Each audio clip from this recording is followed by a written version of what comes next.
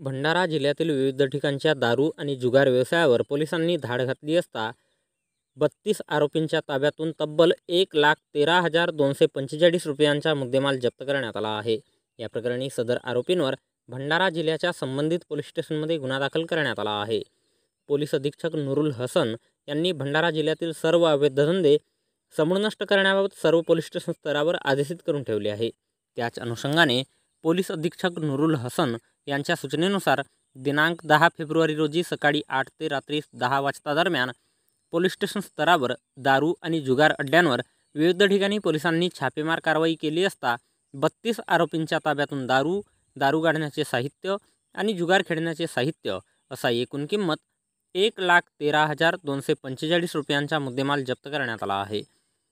या प्रकरणी सदर आरोपींवर वरठी, सिहोरा, गोबरवाही, लाखनी, अड्याड, मोहाडी, कारधा, जवाहरनगर, करडी, भंडारा, तुमसर, आंधळगाव, साकोली, पवनी आणि लाखांदूर या पोलीस स्टेशनमध्ये गुन्हा नोंदवण्यात आला आहे.